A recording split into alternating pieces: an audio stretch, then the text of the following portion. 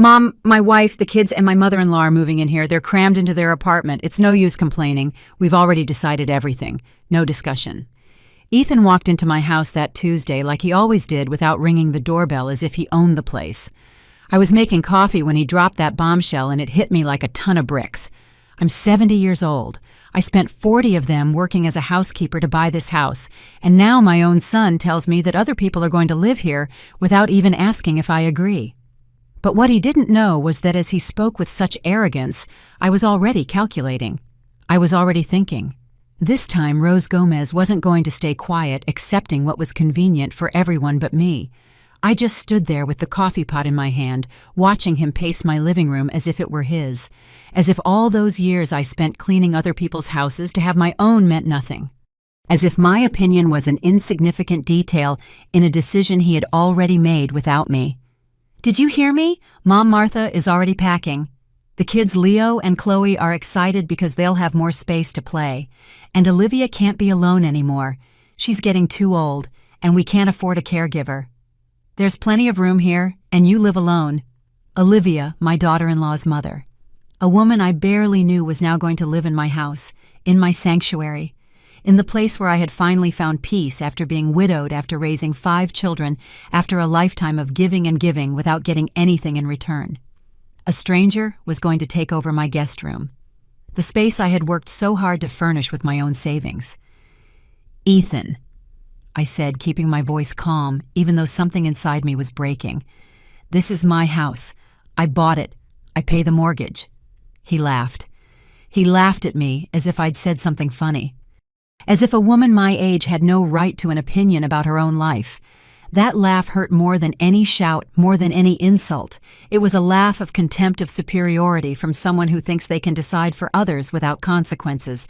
"Oh, Mom, don't be so dramatic. It's temporary just until we find something bigger. Besides, having company will do you good. At your age, you shouldn't live alone. What if something happens to you and nobody finds out at my age?" There it was again, that phrase my children used when they wanted to manipulate me. As if turning 70 had made me incompetent. As if my life experience was worthless compared to the hasty decisions of a 40-year-old man who couldn't even provide a decent place for his own family. As if I hadn't proven for 7 decades that I knew how to take care of myself perfectly well. The truth is, I was better off living alone than when I was married. I could watch my favorite shows without anyone changing the channel. I could cook whatever I wanted. I could invite my friends over whenever I felt like it. I had learned to use a smartphone. I had my WhatsApp group with the neighborhood ladies I went for a walk in the park every morning. I didn't need anyone to take care of me. "When are you planning on bringing them?" I asked, and he didn't notice the different tone in my voice. He didn't realize I was no longer the same submissive woman from before. "This Saturday. Martha has everything ready. The kids will use your sewing room. You'll see you're going to love having them around. Olivia will stay in the guest room, and for now we'll sleep in the living room until we get settled." For now. What an obvious lie. I knew Martha well enough to know that once she set foot in here, she would never leave. I knew Ethan well enough to know that his temporary solutions became permanent burdens that I had to bear in silence. I had seen him do the same thing with his older sister when she needed a place to stay for a few days, and ended up living there for 2 years. My sewing room. That space I had turned into my personal sanctuary, where I had my sewing machine, my fabrics, my projects, where I took refuge when I needed peace. Now it was going to be the bedroom for 2 children who were not to blame for anything, but who were going to destroy my tranquility. As he continued to explain how he was going to rearrange my house, how they were going to distribute my spaces, how I was going to adapt to his new normal, I felt something deep move within me. It wasn't anger. It wasn't sadness. It was something more powerful. Determination. A strength I hadn't felt in years when I thought I had lost with age. I had been the mother who always said yes, the one who sacrificed for everyone, the one who put others' needs before her own, the one who worked double shifts so her children could get an education, the one who went years without buying new clothes so she could save up and buy this house. But at 70 years old in my own house with my own rules, I was no longer going to be that woman. "Okay, Ethan," I finally said, and I saw him relax, thinking he had won. "Bring them on Saturday."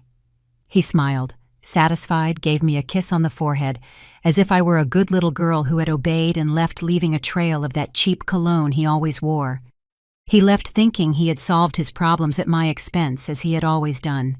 He left believing that his mother was the same woman as always, the one who never complained, the one who always found a way to make things work. But he didn't know that Rose Gomez already had other plans. He didn't know that while he was celebrating his victory, I was already mapping out my strategy. He didn't know that this time, for the first time in 70 years, I was going to play by my own rules. He didn't know he had awakened something in me that had been dormant for far too long. I picked up my phone and dialed the number of Sharon, my friend from the walking group.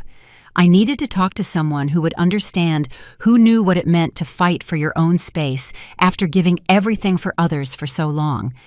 Sharon, it's Rose. Can you come over early tomorrow? I need to talk to you about something very important. I didn't sleep that night. I stayed awake thinking about every detail, every move I had to make. Ethan thought he knew me, that he knew exactly how I would react. He thought I was the same submissive woman as always, the one who accepted everything without protest.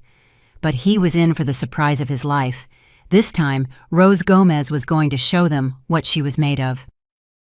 The next day, I woke up at 5:30 in the morning, like every day since I retired. Unlike what Ethan thinks, my life isn't boring or empty. I have a routine that I like, that gives me peace, that I built for myself after decades of living for others. First, I check my phone. I have messages in the Neighborhood Friends WhatsApp group where Sharon, Tina, and other ladies share good mornings recipes and neighborhood gossip. I also have notifications from Facebook where I see photos of my grandchildren who live far away, the ones who actually value me and send me videos telling me they love me. I got up, showered, and put on my pink tracksuit, the one I bought last month when I went shopping with Sharon. I put on a little makeup, just like my granddaughter taught me over a video call. I like to look good to feel good about myself. At 70, I've learned that taking care of yourself isn't vanity, it's self-respect. I made my breakfast oatmeal with fruit black coffee and my bone health vitamin. I put on my favorite music, those James Taylor songs that take me back to when I was young. I ate peacefully at my table, looking out the window at the little garden I have in the backyard. It's not much, but it's mine. At 7, Sharon arrived, ringing the doorbell. She actually respects my house, not like some people who walk in like it's conquered territory.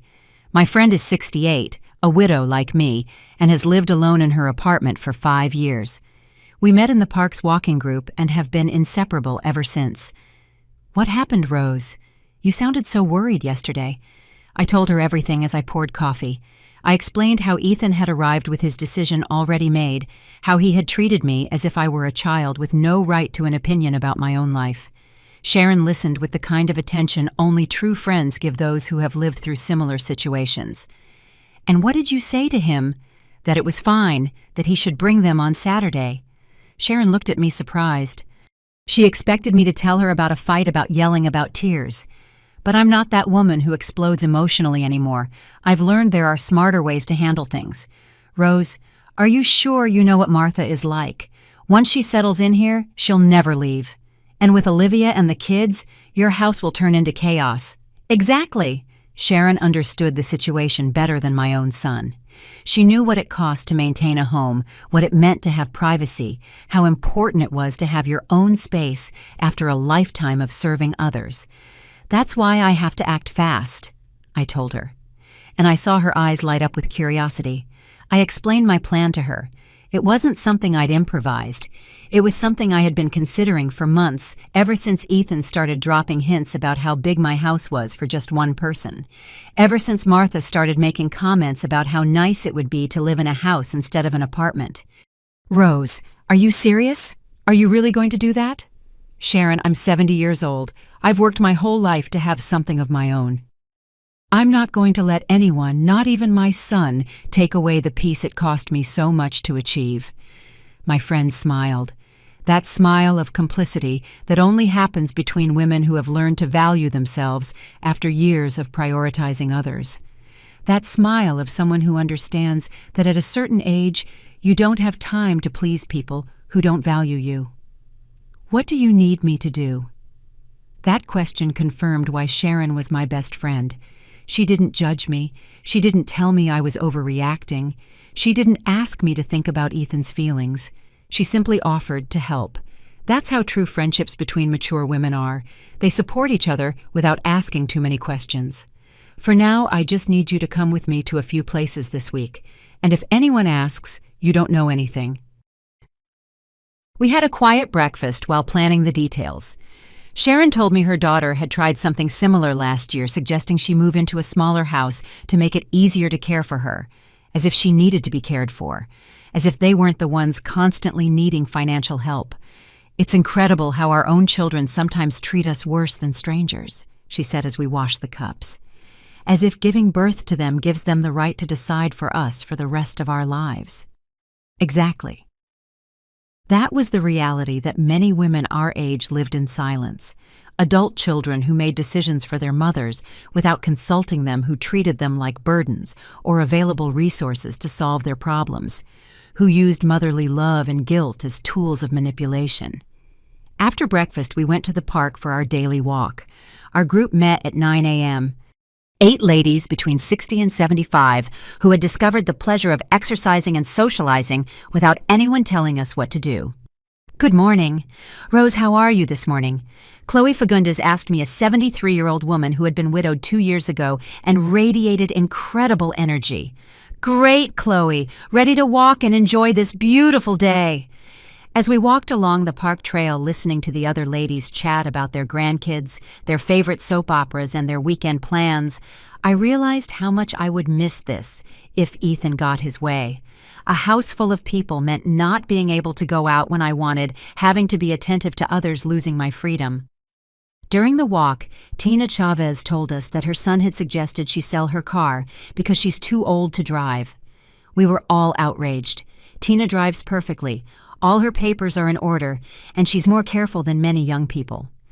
They just don't understand that we are still people with our own lives, said Tilia Farias, a 65-year-old woman who worked part-time at a boutique. They think turning 60 is synonymous with incompetence. We all nodded. It was a theme that united us, the struggle to maintain our autonomy in a society that constantly tried to take it away. The struggle to prove that being older didn't mean being useless or dependent. After the walk, Sharon and I went to the mall. I needed to buy a few things and also wanted to browse some of my favorite stores. We had lunch at a nice restaurant, took selfies that I uploaded to Facebook, and each bought a new blouse. You know what, Rose? I think your decision is the right one. At our age, we don't have time to live to please others. She was right. At 70, I couldn't afford to waste what was left of my life being unhappy just to please people who didn't appreciate my sacrifices. I had given enough. I had been the devoted mother, the submissive wife, the responsible employee. Now it was time to be Rose. That afternoon, when I returned home, I sat in my living room and looked at every corner. My television where I watched my favorite shows, my couch where I read peacefully, my table where I ate breakfast looking at the garden. All of that was going to change if I let Ethan get his way.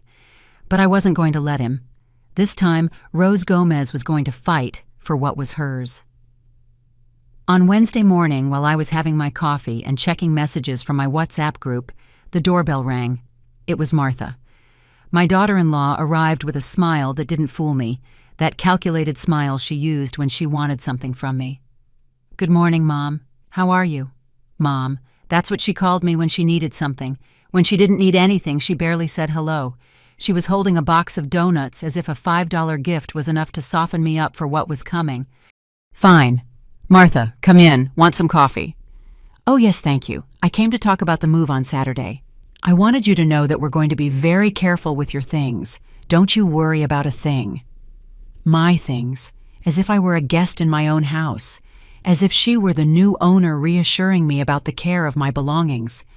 But I kept my cool, smiled, and served her coffee in my nicest cup. So, you have everything ready? I asked, as I sat across from her at my dining table. Yes, almost everything is packed. The kids are super excited. Leo asks me every day when we're moving here, and Chloe has already picked which bed she wants in the sewing room. The sewing room, my sacred space. where I had my sewing machine, my fabrics organized by color, my patterns, my half-finished projects, where I spent my afternoons creating beautiful things for myself and my friends. Now it was going to be the bedroom for 2 children who were going to mess everything up. And my mom, Olivia, is very grateful. You know, she can't live alone anymore. She forgets things. Sometimes she doesn't remember to take her medicine. She'll be better cared for here. There was the emotional manipulation, presenting the invasion of my home as an act of charity, as if I were responsible for the well-being of a woman I barely even knew, as if refusing this imposition would make me a cruel and heartless person. And where will you two be sleeping? For now, in the living room on a sofa bed we're bringing. But don't worry, we'll be very tidy. And Ethan already talked to a contact to see if we can get something bigger soon. Soon. Another lie. They had been living in that 2-bedroom apartment for 3 years because they couldn't afford anything better. Ethan worked as a rideshare driver and Martha in a clothing store, both with unstable incomes. They weren't going to get anything bigger. They were going to stay in my house indefinitely. Mom, I also wanted to tell you that we're going to help with the expenses. Don't you worry about that. Help with the expenses. How generous they were going to help pay for the electricity, water, and gas in a house that wasn't theirs, as if they were doing me a favor. As if the fact that 4 more people were living here wouldn't double or triple all the bills. How much are you planning to contribute? The question caught her by surprise. She didn't expect me to be so direct. She shifted uncomfortably in her chair and looked down. Well, we were thinking, whatever we can. You know how tough things are for everyone right now. Of course. Whatever they could. That meant they would give the bare minimum. When they could, if they could. Meanwhile, I would be stuck with all the expenses of supporting a family of 5. Martha, can I ask you something? Yes, of course. Did you two ask me if I wanted you to come live here? The question completely threw her. She got nervous, started fiddling with her napkin, and avoided my gaze. It was obvious they hadn't considered my opinion important in a decision that was going to completely change my life. Well, Mom, it's just that Ethan said you were okay with it, that you thought it would be nice to have company. He told you that? Yes, he told me you were very happy with the idea, that you were feeling very lonely here. Lies. Ethan had lied to her so she wouldn't feel guilty about the invasion. He had told her I was happy with the situation so she could sleep soundly knowing they were using me. Martha, I'm not lonely. I have my friends, my activities, my routine. This house isn't too big for me. It's perfect for me. I saw her face change. For the first time since she arrived, her confidence crumbled. She realized that maybe things weren't as Ethan had told her. But Ethan said a lot of things that aren't true. He told you he asked me if I agreed. He told you we discussed the terms. He told you I accepted voluntarily. Each question was like a slap of reality. Martha was realizing that she had been an accomplice to something that wasn't right, that she had participated in a decision made without considering my feelings. Mom, we thought you didn't think about me at all. You thought about solving your space problem and decided I was the solution. She fell silent. For the first time in 5 years of being my daughter-in-law, Martha was speechless. For the first time, she realized that maybe they had made a mistake. You don't want us to come. What do you think, Martha? Would you want 4 people to show up at your house without asking if you agreed? She didn't answer me. She just sat there, fidgeting with her napkin, processing the reality of the situation. Probably for the first time she put herself in my shoes and realized how unfair this all was. But we've already packed everything. We already talked to the landlord of the apartment. We already told the kids.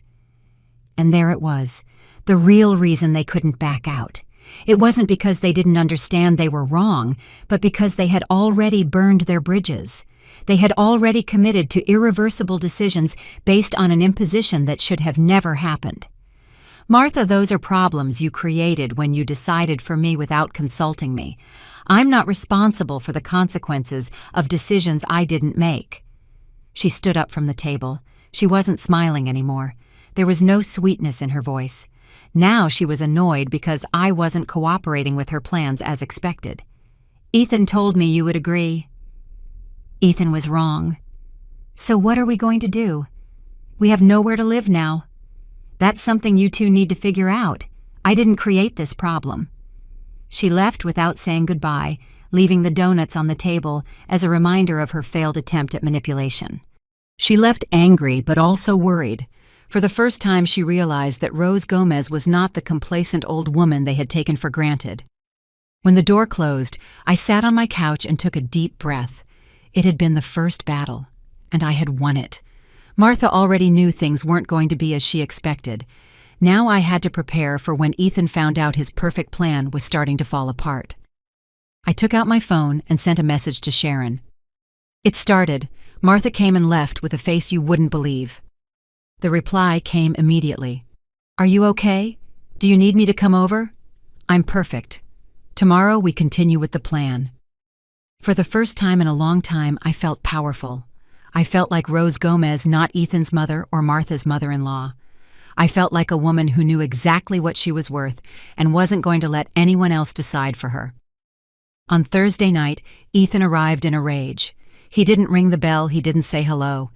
He walked straight in with that annoyed face he made when things didn't go his way. I was watching my favorite soap opera peacefully on my couch when he burst into my living room like a hurricane. What did you say to Martha? His tone was aggressive, demanding. It wasn't the voice of a concerned son. It was the voice of a man accustomed to the women in his life obeying without question. But I wasn't the old Rose anymore. I told her the truth, that you never asked me if I agreed to you moving in here. Oh, Mom, are you seriously going to be difficult now?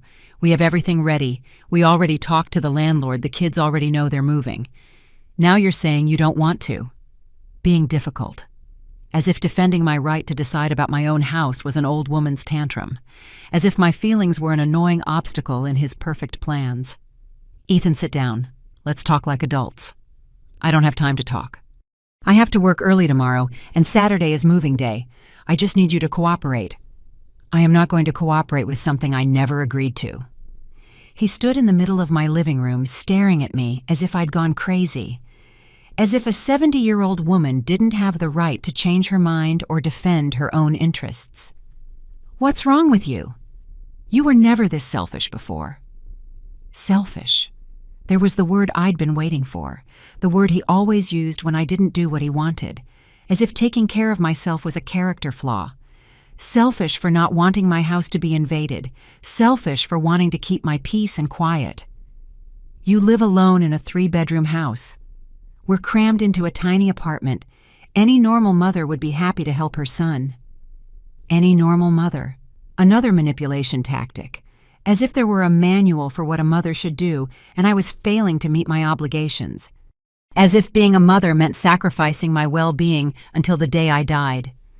Ethan, do you have any idea how much it cost me to buy this house? Yes, I know you worked hard, but what's the point of having a big house if you don't share it with your family? The point is so I can live in peace after 70 years of giving everything for others. That answer threw him off. He didn't expect me to be so direct, to put my needs before his. He expected tears begging guilt. He didn't expect determination. Mom, we are your family. Family is supposed to help each other. When was the last time you helped me, Ethan? The question left him speechless. He just stood there searching his memory for any recent time he had done something for me without me asking. He couldn't find one because it didn't exist. I come to see you often. You come when you need something. When you have money problems, when you need me to babysit the kids, when you want me to cook for some party. When was the last time you came just to see how I was doing? He didn't answer because he knew I was right. Our visits always had an agenda. There was always something he needed from me. Besides, I continued, if we were really family like you say, you would have asked for my opinion before making this decision. But I thought you would agree. You've always been there for us. Exactly. I've always been there. I've always said yes. I've always put your needs before mine. Don't you think it's time someone thought about Rose Gomez? He saw something different in my eyes, something he hadn't seen before, a firmness he didn't expect to find, a Rose who could no longer be manipulated with guilt or emotional blackmail. "But Mom, what are we going to do? We don't have the apartment anymore." "That's your problem. I didn't make that decision. You can't be so cruel." Cruel. Another word loaded with manipulation, as if defending myself was cruelty, as if setting boundaries was malicious. "You know what's cruel, Ethan? Showing up at your mother's house and telling her that other people are going to live there without asking if she agrees. That's cruel."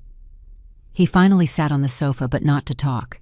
He sat down because he needed to think about how to solve the problem he himself had created. "Martha is crying. The kids have already packed their toys. Olivia already sold some of her furniture." Every sentence was an attempt to make me feel guilty. Every detail was emotional pressure to make me give in. But it didn't work on me anymore. All of that happened because you made decisions based on something you never confirmed with me.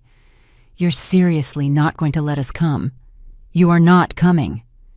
The answer was sharp, final. There was no room for negotiation, no space for pleading.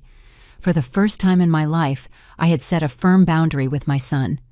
He stood up, angry, pacing the living room like a caged animal, running his hands through his hair. He was desperate because his perfect plan had fallen apart. What if we pay rent? What if we contribute to all the expenses? No.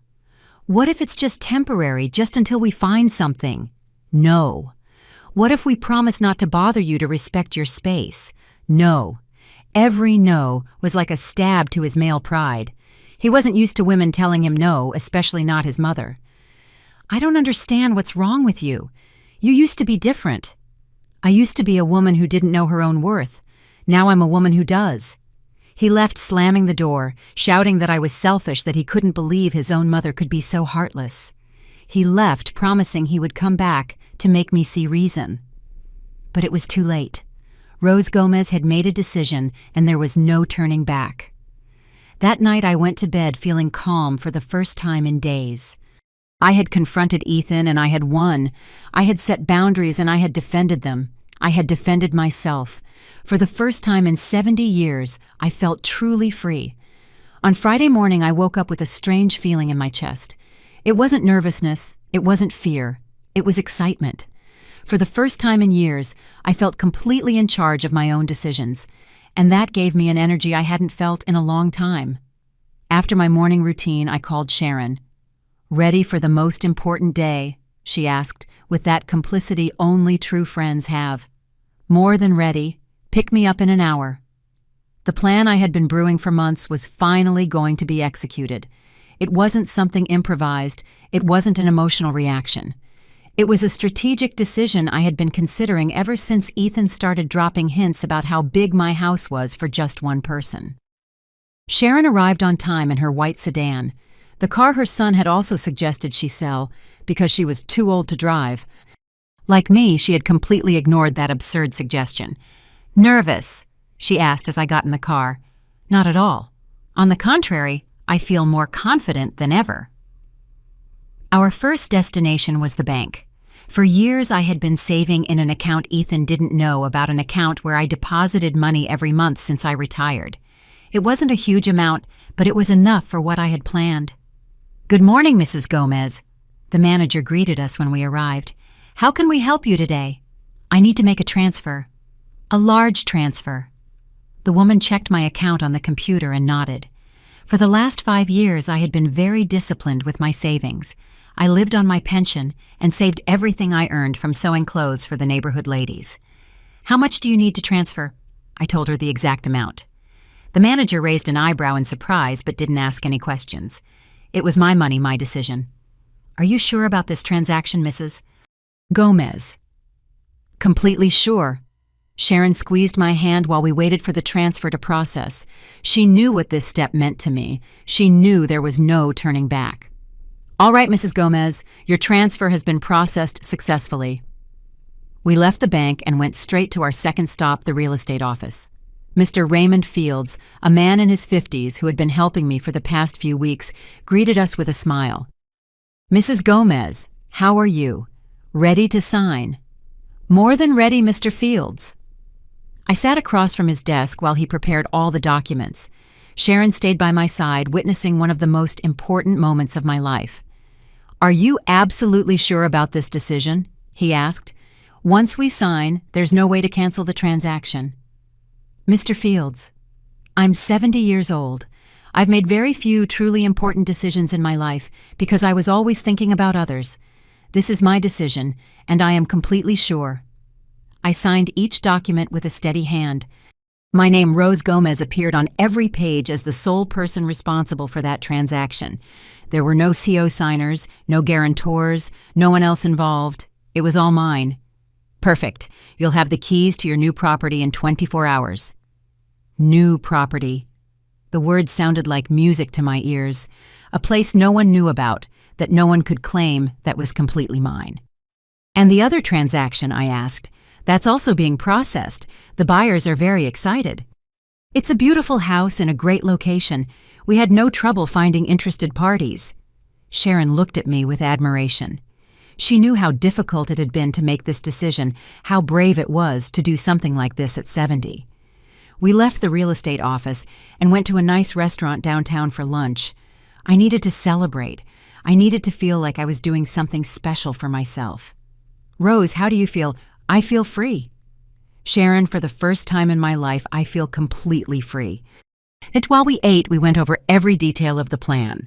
Everything was calculated, everything was planned. There was no room for improvisation or turning back. What if Ethan gets really aggressive when he finds out? Let him get as aggressive as he wants. It's not my problem anymore.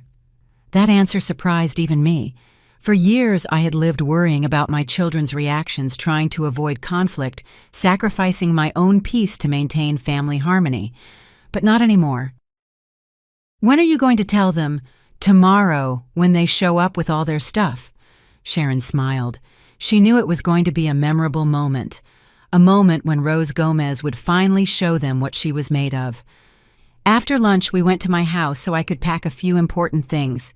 Not much, just the essentials. The clothes I liked best, my documents, some photos of my grandchildren, my jewelry, my sewing machine. Aren't you sad to leave this house? Sharon asked as I folded my favorite dresses. This house was my dream for 40 years. But now that I have it, I realize the dream wasn't the house. The dream was having a place of my own where no one could decide for me. Exactly. The house had been the symbol of my independence, but it wasn't independence itself. Independence was the ability to decide to choose to say no when necessary. As I was packing, my phone rang. It was Ethan. Mom, we need to talk. We already talked yesterday. No, we need to talk seriously. Come over here or I'm going over there. There's nothing more to talk about, Ethan. Mom, please. The kids are crying. Martha didn't sleep all night. Olivia already sold her furniture. You can't do this to us. Do this to them. As if I were the one responsible for the problem they had created with their unilateral decisions. Ethan, what you do with your lives is not my responsibility. You're my mother. Mothers are supposed to help their children. And I did for 45 years. I've done my part. I hung up the phone. There was no point in continuing a conversation that was just going in circles. Ethan still thought he could manipulate me with guilt, but that Rose no longer existed. Sharon helped me carry the boxes to her car. There weren't many things, but they were the important ones. The rest would stay with the house. Where are we going to keep these? At your place, if you don't mind, just for tonight. Of course I don't mind. I love being part of your revolution. Revolution. What a perfect word. Because that's exactly what I was doing, revolutionizing my own life. That night I had dinner at Sharon's house. We cooked together, watched a movie, talked about our plans for the coming weeks. For the first time in a long time, I wasn't worried about what others needed from me. Tomorrow is going to be a very interesting day, Sharon told me before I went to sleep. Tomorrow is going to be the first day of the rest of my life. And she was right. Tomorrow, Rose Gomez would be born again. Saturday arrived with a brilliant sun that seemed to light the way to my new life. I got up early, got ready with special care, and returned to my house to await the show that was about to begin. At 9 a.m, the first moving truck arrived. Ethan was driving, followed by Martha in her car with the kids and Olivia. Behind them was another vehicle with more relatives who had come to help with the move. I saw them get out with the energy of someone who is sure everything will go according to plan. Ethan directed the movers as if he were the owner of the house. Martha organized the boxes. By priority, the children ran excitedly towards the door. I went out to greet them with a calm that surprised even me. There were no nerves, no doubts, just a deep tranquility of someone who knows exactly what they are going to do. "Good morning," I said from the entrance of the house. "Good morning, Mom. We're here." "The guys are going to start unloading. Can you open the door wide so everything can fit?" "That won't be necessary, Ethan." He stopped in his tracks. The movers stood waiting for instructions. Martha looked up from the boxes she was organizing. "What do you mean it won't be necessary? You're not bringing anything into this house." The silence that followed was deafening. Everyone froze, processing what I had just said.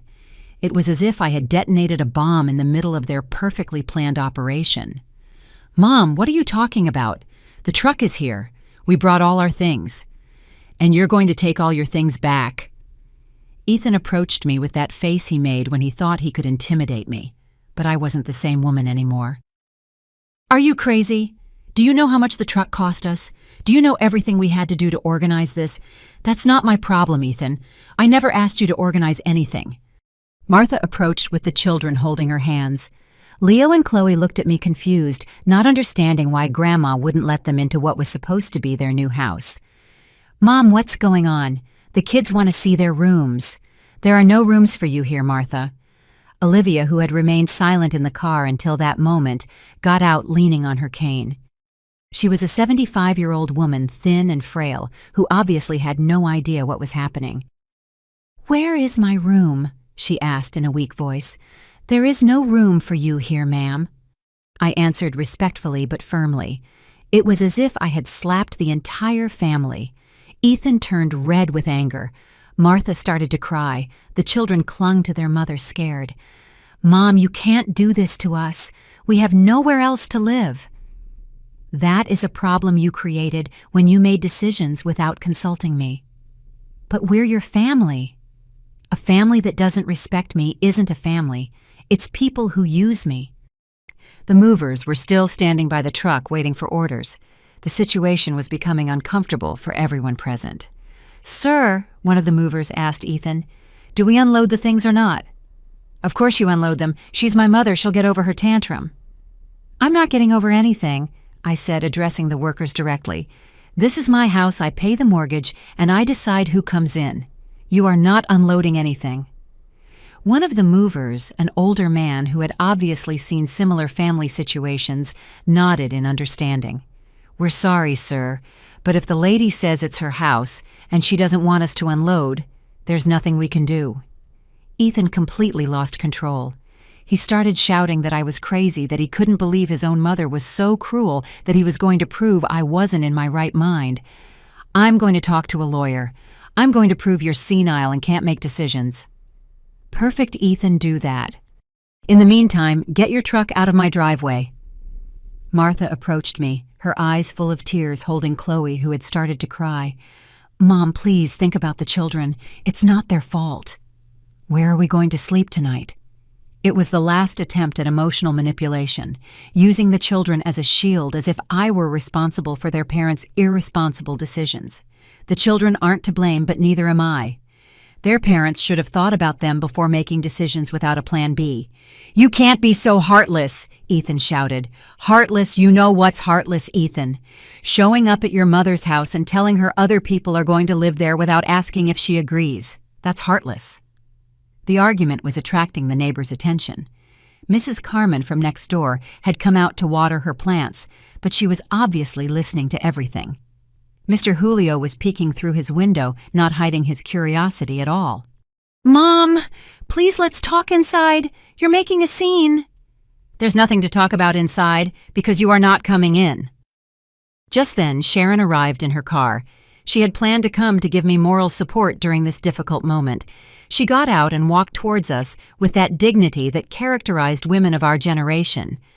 "Good morning, Rose. Is everything all right?" "Everything is perfectly fine, Sharon. They were just leaving." Ethan looked at her with contempt. He had always thought my friends put strange ideas in my head, as if I weren't capable of thinking for myself. "You're also to blame for this," he said to Sharon. "You probably put these crazy ideas in her head."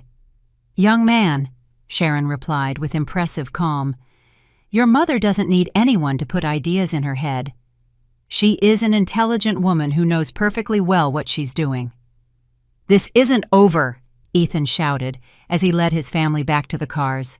"I'll be back with a lawyer." "I'll prove you're not in your right mind." "When you come back with your lawyer," I shouted as he walked away, "make sure you also bring the documents that prove this house is yours, because I have all of mine." They left as they had arrived, but with the boxes still in the truck and with a humiliation they had never experienced. They left knowing that Rose Gomez was no longer the woman they thought they knew. When the last car disappeared around the corner, Sharon hugged me. "How do you feel?" "I feel free, Sharon. For the first time in 70 years, I feel completely free." And it was true. I had stood up to my family. I had set boundaries. I had defended my rights. I had shown that Rose Gomez was much stronger than everyone thought. But this was only the beginning. The best was yet to come. All Saturday afternoon, my phone didn't stop ringing. Calls from Ethan, texts from Martha, even calls from relatives I didn't even know had my number, all with the same goal, to make me change my mind. The first call was from my sister Tina, who lives out of state and had obviously received a very distorted version of the events. "Rose, is it true you kicked Ethan and his family out? What's wrong with you? That boy is desperate." "Tina, I didn't kick anyone out. I simply didn't allow them to enter my house without my permission." "But he's your son, Rose. Sons can always count on their mothers." "Sons can count on their mothers, but they can't decide for them." My sister didn't understand. For her, like for many women of our generation, being a mother meant being eternally available to solve her children's problems regardless of the personal cost. Where are they going to live? Where are the children going to sleep tonight? That's something Ethan needs to solve. He created this problem. "Rose, don't be so harsh. Help them even if it's just temporarily." "No." "Tina, I've helped enough for 45 years. I hung up and turned off my phone. There was no point in listening to the same arguments over and over.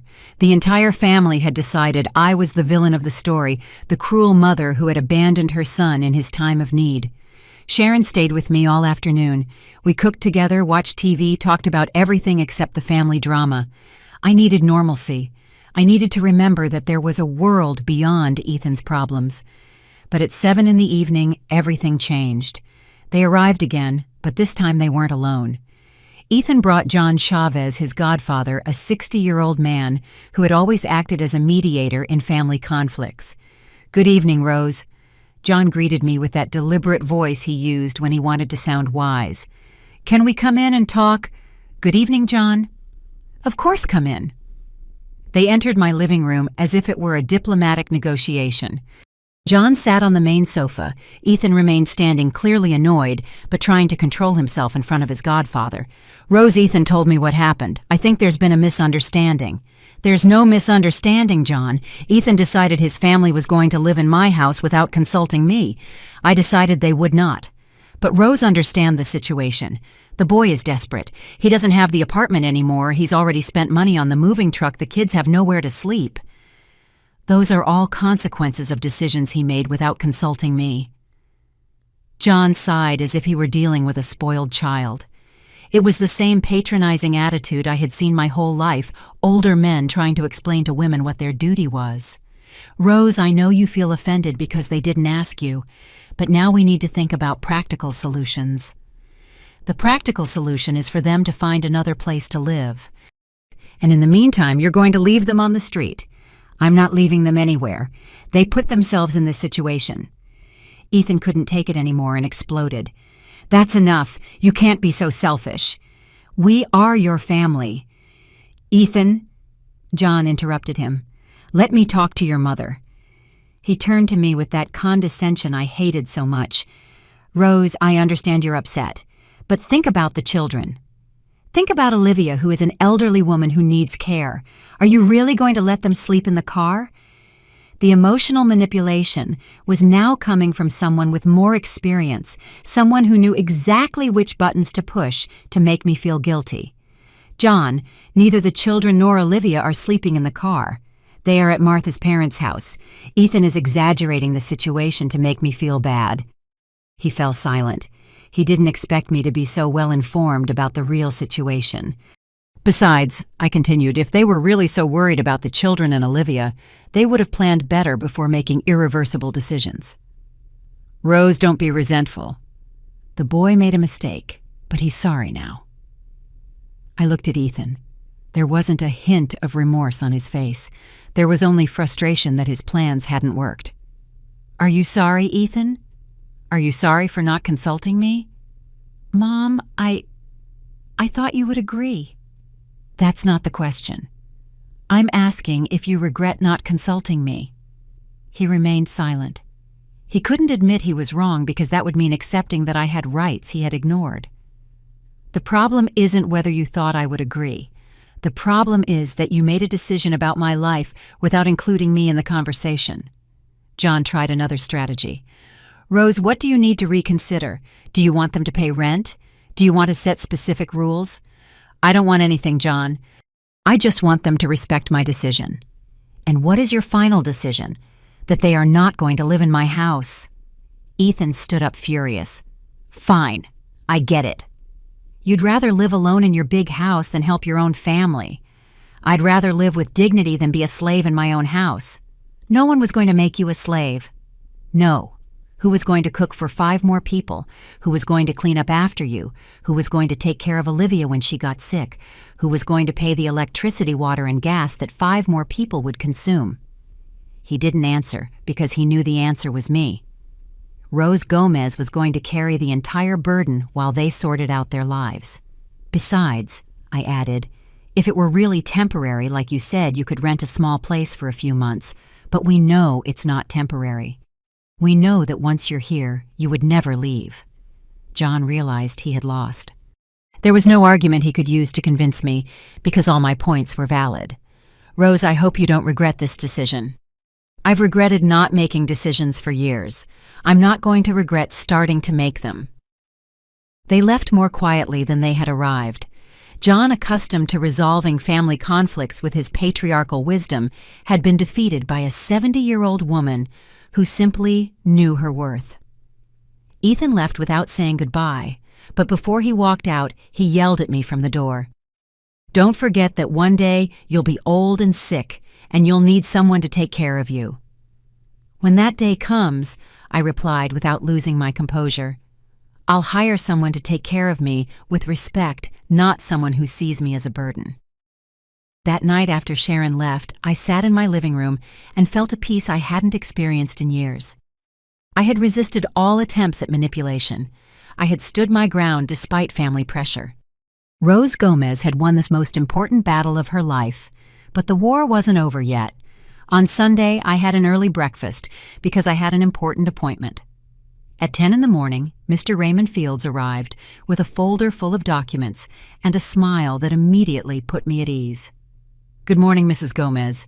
I'm here to give you the keys to your new property. The keys. I finally had the keys to my new life in my hands.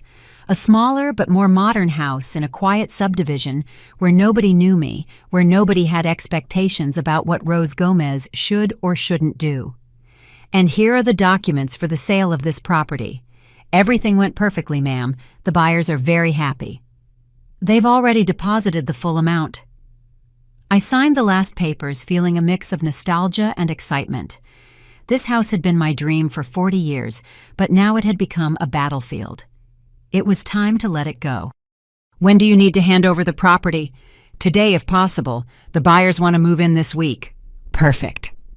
There was no time for regrets or doubts. Sharon arrived with her car just as the lawyer was leaving. We had arranged to pick up my things and officially move me into my new life. Ready for the big change? She asked as we loaded the last boxes. More than ready, Sharon. I feel like I'm starting a new life. As we were putting my belongings in the car, Mrs. Carmen, my longtime neighbor, came over. She had been a good, respectful, and discreet neighbor, but she was obviously curious about everything that had happened. Rose, is it true you're leaving? Yes, Carmen, I'm moving today. And was all this because of the fight with Ethan? It wasn't a fight, Carmen. It was my decision. She looked at me with that expression I knew well, that of someone who didn't understand how a mother could choose her own well-being over her children's needs. Don't you feel bad leaving the house where you lived for so many years? I feel worse for having wasted so many years not truly living. She didn't understand my answer, but she wished me luck and said goodbye with that formality people use when they don't approve of your decisions, but don't dare say it to your face. We were finishing loading when Ethan arrived. He was alone without Martha, or the kids, with a face that mixed anger and desperation. What's going on here? Why are you loading your things? I'm moving, Ethan. You're moving to where? To my new house. He stood on the sidewalk as if he had been physically struck. He didn't expect this. He expected that after a few days of my tantrum, I would give in and open the doors of my house to them. You bought another house with what money? With my money, Ethan. The money I saved for years. And this house, I sold it. The impact was immediate. He turned pale, started to tremble, and had to lean on the car to keep from falling. You sold the house. You sold our house. I sold my house, Ethan. It was never ours. But it was the family house. It was where we were going to raise the grandkids. It was our inheritance. There was the truth. He didn't care about my well-being. He wasn't worried about my happiness. He was hurt about losing the inheritance he had already taken for granted. Your inheritance is the education I gave you, the values I taught you, the opportunities I gave you to become a man. I bought this house for myself. Mom, you can't do this. Undo the sale. Talk to the buyers. It's already done, Ethan. The documents are signed. The money is in the bank. He sat on the curb and started crying like a child. He wasn't crying for me. He wasn't crying for our relationship. He was crying for the money he had lost for the house he was no longer going to inherit. Where are we going to live? Where are my children going to sleep? That's something you have to figure out like any other adult man. Sharon finished closing the trunk and gave me a sign that it was time to go. There was nothing more to do here. Ethan, I'm leaving. I hope one day you understand that what I did wasn't to hurt you but to respect myself. You can't just leave like this. I'm your son. Precisely because you are my son, I hope you'll one day learn to value the women in your life instead of using them. I got into Sharon's car without looking back. In the side mirror, I saw Ethan running after the car, shouting for me to come back to talk, that I couldn't do this to him. But it was already done. Rose Gomez had closed a chapter of her life and was opening a completely new one. How do you feel? Sharon asked me as we drove towards my new house.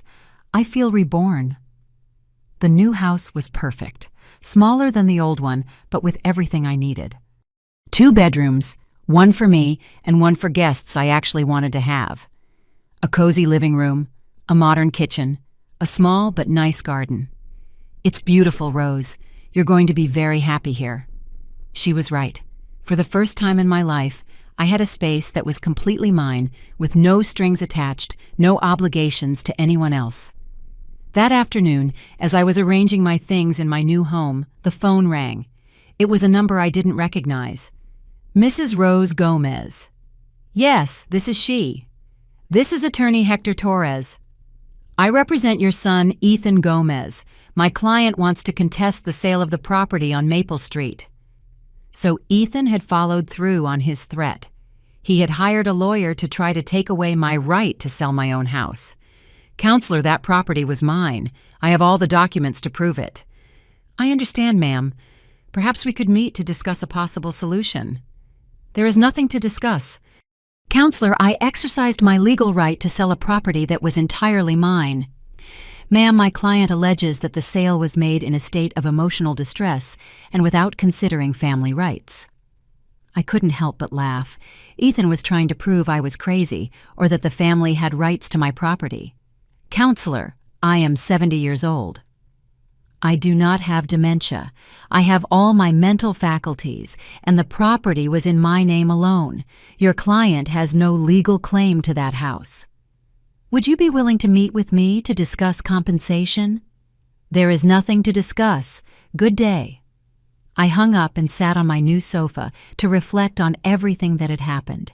Ethan wasn't going to give up easily. He would keep pushing, threatening, trying to make me feel guilty. But I didn't care anymore. Rose Gomez had made the most important decision of her life, and there was no going back. 3 months after moving into my new house, my life had completely changed. I woke up every morning without the weight of others' expectations, without the pressure of having to please anyone else. My morning routine was still the same. A quiet breakfast, looking at my little garden, checking messages in the WhatsApp group with my friends. But now, everything had a different flavor. It was the taste of true freedom. Sharon came to visit me every Tuesday and Thursday. We had formed a sisterhood of mature women who supported each other. I had also met my new neighbors, Chloe Fagundes, a 72-year-old widow who taught knitting classes, and Olivia Chavez, a 68-year-old woman who had opened a small baking business from her home. "You know what I love most about living here," I told Sharon as we had coffee in my new kitchen. That nobody knows me as Ethan's mom or Martha's mother-in-law. Here I'm simply Rose Gomez. My new identity had blossomed in ways I hadn't expected. I had enrolled in a painting workshop at the community center. I had rediscovered my passion for sewing. But now, creating things for myself, I had learned to use my smartphone better, and had even opened an Instagram account where I posted photos of my projects. The money from the sale of my old house had allowed me not only to buy the new property, but also to have a financial cushion that gave me peace of mind.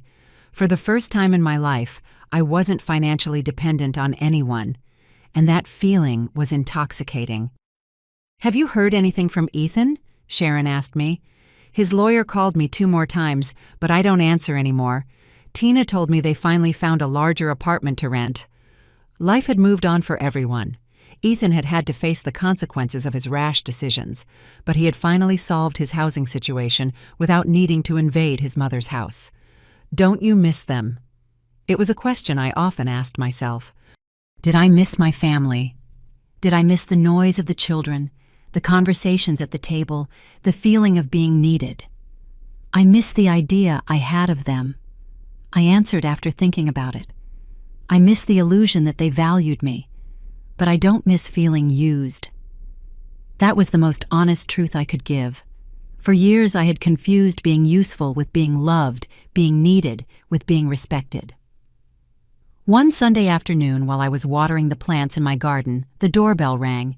It was Leo, my 8-year-old grandson, accompanied by Chloe, my 6-year-old granddaughter.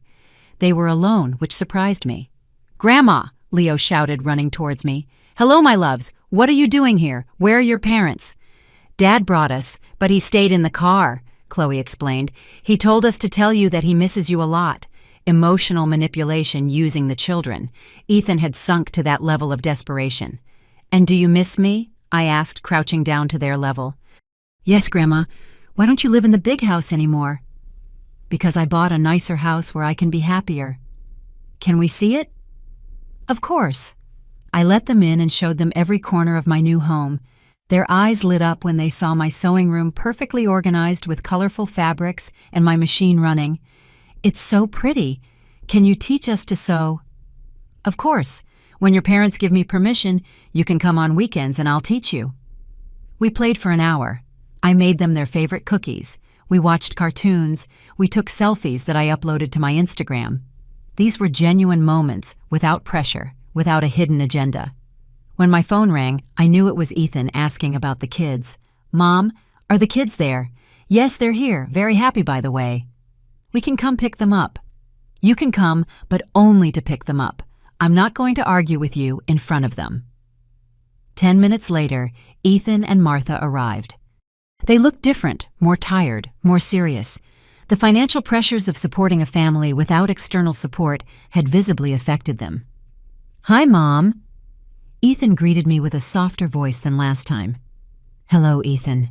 The children were very well behaved. Martha barely greeted me. She was still resentful about everything that had happened, probably blaming me for the difficulties they had faced. "Mom, can we talk for a moment? I already told you I won't discuss anything in front of the children. It's not to argue. I want to apologize." I definitely didn't see that coming. Ethan, my proud and stubborn son, was apologizing. "Kids, go play in the garden for a moment." When they left, Ethan sat on my new sofa and took a deep breath. Mom, these past few months have been very difficult. Not just because of the money, but because I realized that I never asked you what you wanted. And now you understand. Yes, now I understand that I made decisions about your life without considering your feelings, and I apologize for that. It was progress.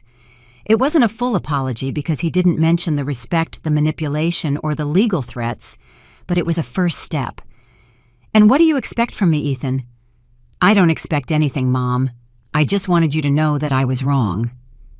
Martha remained silent, but I saw something in her eyes that could have been understanding. Maybe she too had realized that mothers were not unlimited resources for solving other people's problems. Ethan, I'm not your enemy. I never was. But I will no longer be the woman who says yes to everything without being asked how I feel about it. I understand. Do you really understand? Or are you just telling me what you think I want to hear? He thought before answering. That gave me hope. For the first time, he was truly reflecting on my words. I think I understand. And I think I'm scared to admit that my mom has a right to live her own life. It was the most honest statement I had heard from him in years. The children can come visit me whenever they want. They can stay on weekends if you need time for yourselves, but they will come as beloved guests, not as my obligation. Really, but on one condition, that you respect me the way you would respect anyone else who is helping you. He nodded with a humility I hadn't seen in him since he was a child. When they left, I stayed in my living room looking at the photos I had taken with my grandchildren. They were beautiful, innocent, full of life. It wasn't their fault their parents made the decisions they did. But now the relationship was going to be on my terms. I would no longer be the grandma who said yes to everything for fear of losing her grandchildren's affection. I would be the grandma who loved them enough to teach them that older women also deserve respect. That night before sleeping, I looked at myself in the mirror of my new bedroom. I saw a 70-year-old woman who had learned to value herself. I saw Rose Gomez whole free, the master of her own decisions. I got into bed knowing that the next day I would wake up in my house with my schedule, with my plans, with my life. Finally, after so many years, I was the one deciding who to take care of. And the first person I had decided to take care of was myself.